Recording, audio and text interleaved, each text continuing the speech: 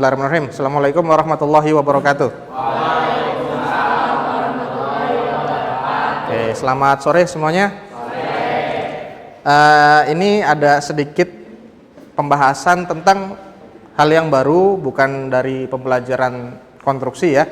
Jadi ini tentang kebinekaan global. Kalau yang selama ini kita tahu kan ada Bhinneka Tunggal Ika. Nah, sekarang ada yang lebih ramai lagi namanya kebinekaan. Kebinekaan itu apa artinya? Keberagaman. Betul, keberagaman. Jadi kebinekaan global itu keberagaman global. Kalau Bhinneka Tunggal Ika itu lingkupnya nasional, yang Indonesia, ya Indonesia. Kebinekaan global itu pandangannya lebih luas ke seluruh dunia, ya. Makanya namanya kebinekaan global. Makanya di sini ada judulnya dunia yang berwarna. Ya, kita tahu bahwa setiap orang itu berbeda. Sekembar-kembarnya anak itu pasti ada bedanya. Setiap individu. Makanya kalau kita berpikir secara individual, manusia ya, maka seluruh dunia ini bisa kita katakan kita itu semua unik. Ya, dunia yang berwarna. Oke, lanjut ya. Kita ini next aja. Nah, mulai dari pertanyaan sederhana. Apa jadinya jika semua manusia di dunia ini seragam? Susah ngebedainnya. Apalagi semua orang di dunia ini sama.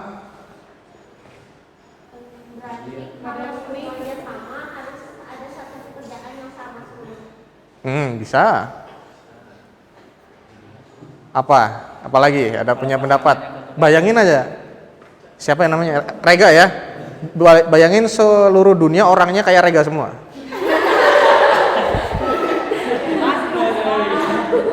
Apa jadinya dunia ini? Ganteng Pak. Nah, tentu tidak ada apa ya, ibarat kata tembok putih semua tuh. Tembok putih semua. Jenuh ya, menjemukan sekali hidup ini. Bayangkan kalau permukaan bumi, coba bayangkan kalau permukaan bumi itu bukan buminya datar ya, maksudnya permukaan bumi. Nah ini jadi kontroversial nih. Maksudnya nggak ada gunung, nggak ada laut, nggak ada sungai, udah kayak padang mahsyar. Maka keindahan bumi nggak akan ada sama sekali kan? Oke. Kemudian, apakah Anda pernah terpikir ya untuk dilahirkan kembali sebagai bangsa lain? Pernah nggak? Pernah. Menjadi apa? Presiden. Enggak, jadi bangsa apa gitu. Saya pengen lahir di Swiss gitu. Eropa tuh, mau jadi Eropa. Ada yang mau dilahirkan di mana gitu, di Jepang misalkan, Turki. Saya pengen lahir di Mekah Pak, biar naik haji gampang misalnya. Ayo. Pernah? Jawabannya pernah? Pernah terpikirkan? Kalau iya, ya ada yang enggak? Maksudnya ada yang punya pendapat enggak gitu? Enggak menyesal. Kenapa enggak menyesal? Oh. Kenapa? Oh. Apa adanya hidup ya?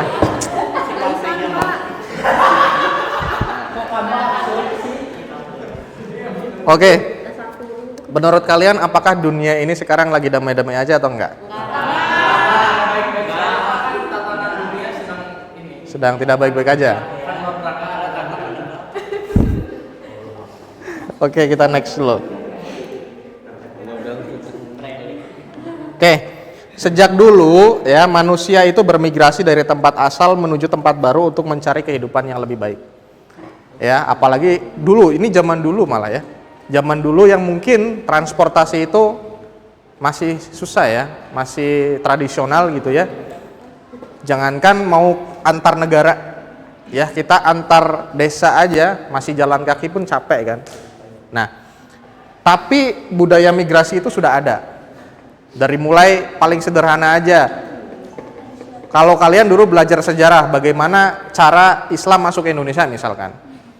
Yang paling terkenal kan dari jalur perdagangan kan. Orang dagang dari mulai dagang ya, kemudian sampai ke invasion ya, penjajahan dan lain sebagainya. Itu perpindahan. Ada yang menetap, ada yang pulang. Ya, yang menetap ketemu dengan orang lokalnya. Mata ketemu mata, hati ketemu hati. Tumbuh benih-benih yang tidak bisa dipungkiri. Berat ya apa ya?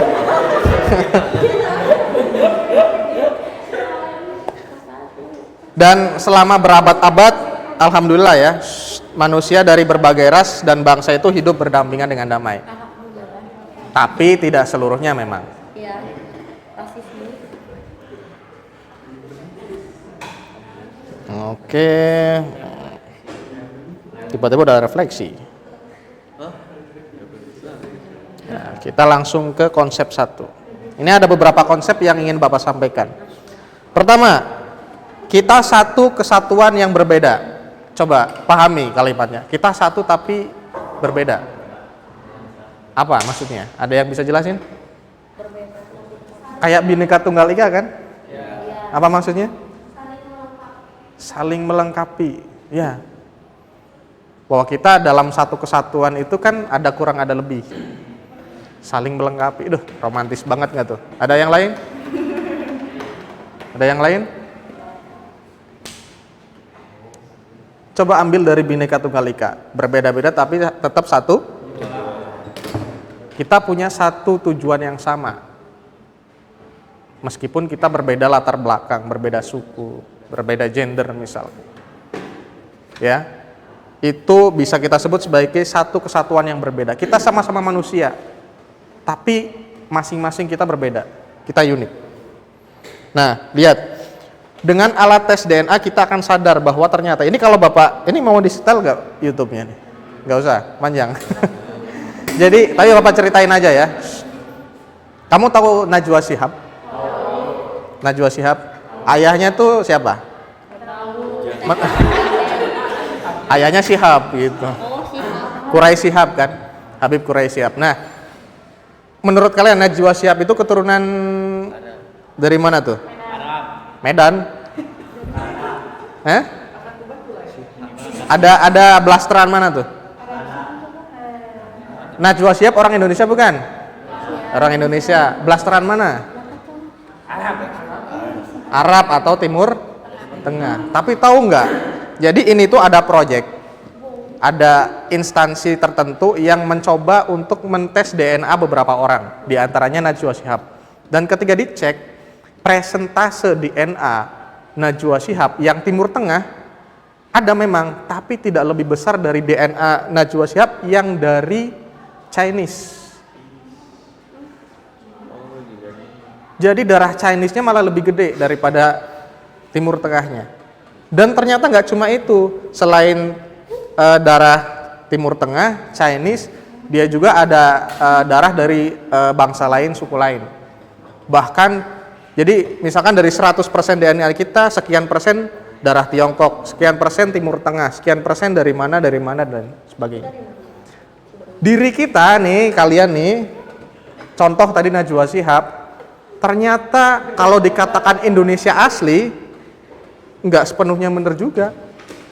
Banyak darah yang ada di dalam, yang mengalir di dalam tubuh Najwa Shihab. Dan tidak menutup kemungkinan kalian mungkin taunya cuma ayah, ibu, nenek, dan buyutnya kan? Kalian nggak tahu kan? Kakek, buyut yang, wah, leluhur kalian di sana tuh apa? Mungkin dari Cina, mungkin dari Portugis, mungkin ada darah dari Timur Tengah, Eropa mungkin. Siapa tahu Rega nih ayahnya dari Jerman. Jadi agak ikalnya tuh ternyata dari Jerman misalkan gitu. Kan kita nggak tahu. Hitamnya dari Zimbabwe misalnya. Enggak, maksud Bapak adalah Coba maksud Bapak dari coba dari konsep yang pertama ini kita bisa mengetahui bahwa dari satu diri kita ini, kalau kita menganggap terlalu berlebihan tentang dari mana kita berasal, ya, ternyata kita itu berasal dari banyak ras. Banyak, meskipun itu hanya sekian persen ya, 2%, 3%. Tapi ada. Dari awalnya tadi apa? Migrasi tadi. Saling berinteraksi. Kemudian konsep yang kedua, ragam manusia, ragam bangsa, ragam bahasa. Indonesia ada berapa bahasa lokalnya? Bahasa daerah. Berapa? Ada yang tahu? Bayangin, Indonesia punya berapa macam bahasa. Sunda aja ada berapa logatnya tuh? Iya, Sunda Empire.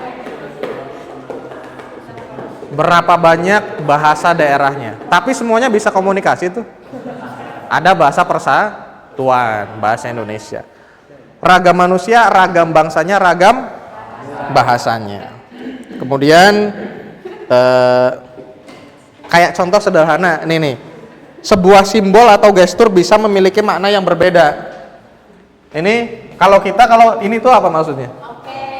Oke, gitu ya. Tapi kalau di bangsa lain itu maknanya beda. Di Amerika ini oke. Tapi kalau di Brazil itu namanya hinaan. Jadi kalau kamu di Brazil jangan giniin orang. Ya kalau nggak percaya nanti coba aja. Begini kan. Di Inggris artinya masih oke. Di Rusia ini kosong. Di Jepang ini artinya uang malah. Hinaan. Ya nggak tahu hinaannya apa ya? Apa nggak tahu. Mungkin harus eksperimen. Nanya ke orang Brazil. Tuh nanya Reja, ada darah Brazilnya mungkin.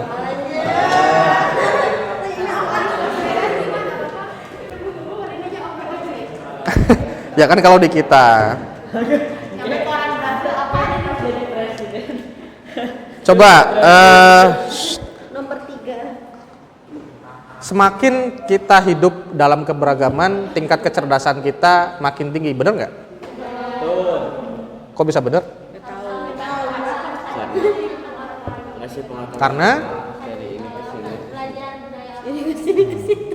ada lagi,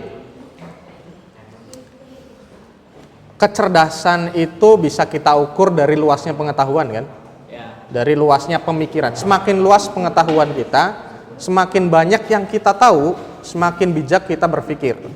Semakin baik kita membuat keputusan. Dan dalam untuk memperoleh keluasaan pengetahuan itu kita harus banyak bergaul kan? Contoh sederhana, apa yang kalian ketahui tentang negara Eropa misalkan? Atau tentang suku lain, misalkan orang ada yang di sini asli atau keturunan Batak misalkan?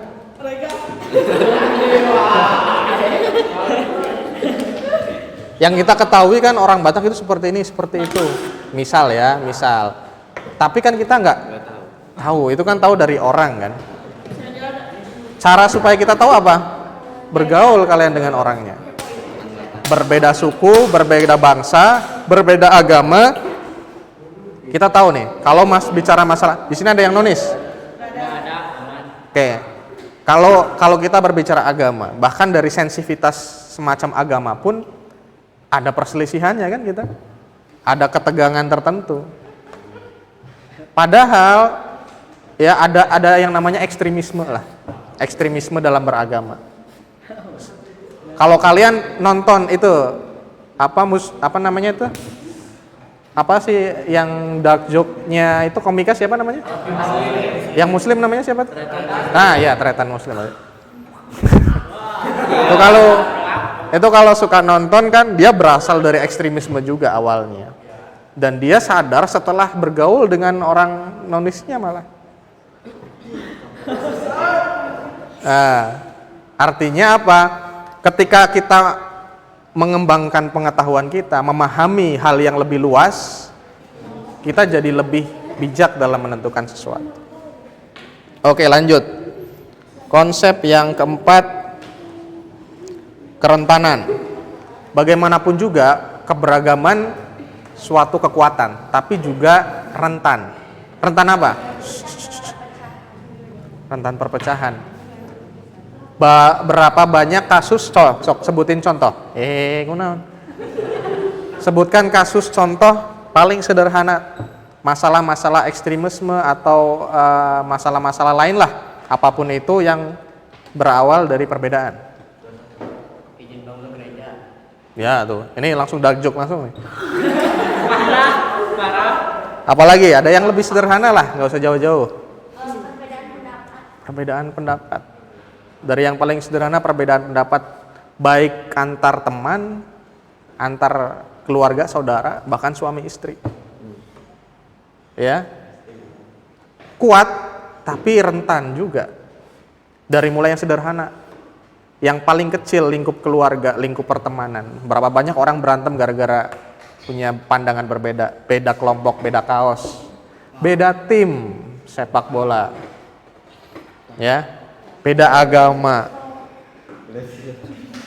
Berapa kita lihat berita-berita tentang pertikaian agama dari mulai Afghanistan, Irak, kemudian Palestina misalkan, yang bahasanya tentang agama.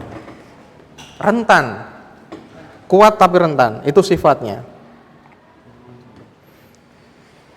Ya, di sini banyak ya kasus-kasus kayak di Rohingya misalkan, kemudian Uighur ya yang dulu pernah ramai, itu kan kasus-kasus kemanusiaan, ekstremisme banyak sekali. Nah, lalu bagaimana? Jadi sebenarnya intinya materi ini itu lebih memperkenalkan kita kepada yang namanya kebinekaan global. Artinya kita harus berpandangan lebih luas lagi. Tolonglah kalau kalian misalkan memandang sesuatu itu jangan dalam pandangan yang sempit. Cobalah kalian melihat dari sisi yang lebih luas. Carilah referensi, carilah pengetahuan baru yang ada kaitannya dengan objek itu. Supaya kalian lebih tahu, lebih banyak tahu dari sisi manapun tentang objek itu, sehingga kalian bisa memberikan keputusan dan kebijakan yang tepat. Kunci sukses abad 21, kreatif, komunikasi, critical thinking, dan collaboration. Jadi ini untuk menghadapi tantangan global, sebagai pemuda kalian harus kreatif. Memang tuntutannya seperti itu sekarang. Kenapa? Karena kalian dipermudah dengan segala teknologi. Kita lah ya, Bapak juga masih muda lah. Ya, masih termasuk generasi muda. Tuntutan kreatif itu harus ada. Kemudian komunikasi. Komunikasi itu kayak soft skill, ini juga harus diperbaiki. Mungkin memang di antara kita ada yang sulit untuk bergaul dengan orang ya. Ada ya, pasti ada lah. Kayak Bapak juga termasuk gak mudah bergaul dengan orang sebenarnya. Tapi kita bisa belajar, kita bisa berlatih. Ya, tapi tentunya juga tidak memaksakan diri sehingga kita sendiri tidak nyaman. Yang penting di dalam komunikasi itu kita selalu memperhatikan norma-norma yang berlaku, etika, jangan sampai orang tersinggung. Critical thinking ya, di dalam arus global yang sangat cepat ini kalian harus berpikir kritis. Kalau lihat sesuatu berita jangan semuanya serba dimakan. Coba misalkan gini, kalian mendengarkan informasi tentang lomba, misalkan tentang lomba menggambar. Yang ngasih info ada 2 orang, satu bapak dari kesiswaan, yang satu lagi misalkan dari security. Mana yang lebih dipercaya? Bapak. Kenapa? Udah jelas. Iya, betul. Jadi ketika kalian nanti ketika menjudge sesuatu, informasi sesuatu apa, kalian lihat dulu. Ketika kita mendengarkan orang nih, tapi ingat ya, kebebasan berpendapat itu ada. Semua orang bebas berpendapat. Tapi kita juga nggak harus menerima semua pendapat. Kita pikir, misalkan Rega berpendapat tentang sesuatu, misalkan Rega nih, misalkan Rega berpendapat tentang sistem pendidikan di Indonesia, misalkan. Sistem pendidikan Indonesia itu gini, macam-macam. Berhak nggak? Nggak apa-apa, hak Rega untuk berpendapat tentang sistem pendidikan di Indonesia. Tapi apakah kalian harus menerima? Enggak. Kalian saring, kalian harus kritis. Rega itu siapa? Apakah pengetahuan Rega tentang sistem pendidikan itu mumpuni? Apakah dia pernah belajar tentang itu? Siapakah Rega? Apakah dia punya wewenang di situ? Nah, berbeda kalau kalian dengar dari misalkan Menteri Pendidikan misalkan, atau dari pakar pendidikan yang validnya informasi itu lebih tinggi. Harus seperti itu untuk menyaring hal-hal yang negatif. Yang terakhir, kolaborasi. Jangan sendirian. Kalian harus bekerja sama dengan orang-orang, teman-teman dan lain sebagainya. Ya, kolaborasi ini penting untuk apa ya tadi? Ya tadi itu mendukung tentang kebinekaan global tadi. Kalau kita hanya diri sendiri saja yang bergerak, sempit pikiran kita dalam memutuskan, dalam membuat sesuatu, ya itu aja. Bagaimanapun 2-3 kepala itu lebih baik dari 1. Ya. Oke, Bapak kira itu saja ya tentang wawasan atau kebinekaan global ya. Mudah-mudahan kalian bisa jadi insan-insan yang berpengetahuan luas. Ya, berpengetahuan luas tentang dunia. Silakan kalian, apalagi sekarang media informasi sudah banyak ya. Sudah kalian bisa lihat dunia hanya dari segenggam HP. Tapi ingat tadi, kritis. Kalian tidak boleh langsung percaya apapun pada suatu berita. Kebohongan banyak sekarang di publik. Oke, ada pertanyaan? Baik, kalau tidak ada, mudah-mudahan ini bisa jadi manfaat buat kalian, buat kita semua. Terima kasih. Mohon maaf apabila ada kesalahan kata. Assalamualaikum warahmatullahi wabarakatuh.